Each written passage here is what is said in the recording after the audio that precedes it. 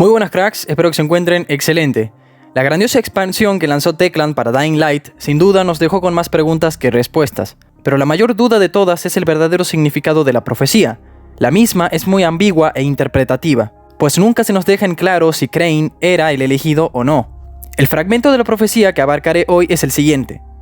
Solo entonces aparecerá un hombre que cometerá el acto de sacrificio definitivo y aceptará la misericordia de la luz, y el Dios del Sol se manifestará a través de él. Y él atravesará las puertas de la muerte y traerá consigo nueva vida. En la campaña principal de Dying Light se encuentra escondido un misterioso objeto, que es fácil de pasar por alto la primera vez que recorremos el lugar donde está ubicado, el cual mantiene una relación directa con la profecía. De hecho, puede que muchos no lo hayan visto nunca, por más veces que rejugaran el título. Pero tranquilos, no se preocupen, a mí también me pasó varias veces, y eso es porque en el sitio donde lo veremos se da uno de los momentos decisivos del juego. Durante la misión del museo, en la que Crane va en busca de Jade para rescatarla de Rais, de pronto sus matones nos tienden una emboscada y las cosas se ponen agitadas. El juego nos empuja rápidamente a continuar nuestro trayecto hacia donde tienen retenida a Jade. Por eso es que pocos se detienen a observar lo que hay en los alrededores de ese espacio con exhibiciones antiguas.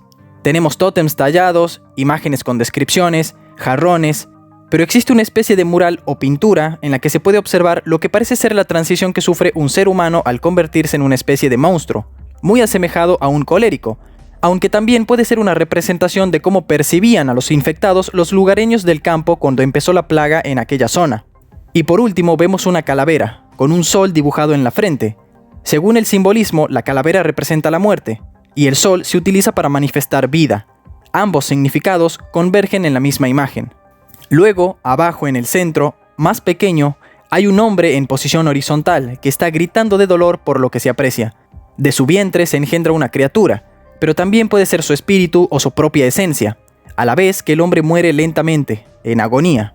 Asimismo, la calavera lo está devorando, lo que hace referencia a atravesará las puertas de la muerte, porque literalmente la representación de la muerte, que es la calavera, engulle al hombre que está sacrificándose. Y la criatura que sale de su interior, o su espíritu, representaría lo de traer nueva vida.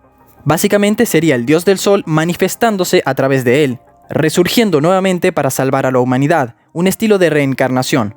Eso es lo que reza la profecía, según la creencia de los hijos del Sol. Lo que sí debo remarcar aquí es que se trata de una ilustración escalofriante, se podría decir, pero que representa con lujo de detalle la profecía al completo. Por si no lo sabían, The Following se lanzó un año después del juego principal, pero Techland ya nos había adelantado el telón de fondo desde el inicio, el núcleo sobre el cual giraría toda la trama. ¿Qué les parece a ustedes esta jugada por parte de la desarrolladora? ¿Y creen que este hombre sacrificándose se trata de Kyle Crane o es alguien más? Dejen sus opiniones en los comentarios. A mí, sinceramente, mientras más descubro de este título, más me fascina y más encantado estoy con su lore.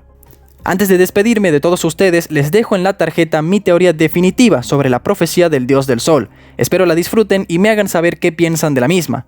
Es todo por mi parte y con ello concluyo el video. Espero tengan excelente día, tarde o noche. Les dejo un fuerte abrazo y nos vemos en el siguiente. Buenas noches, buena suerte y permanezcan humanos.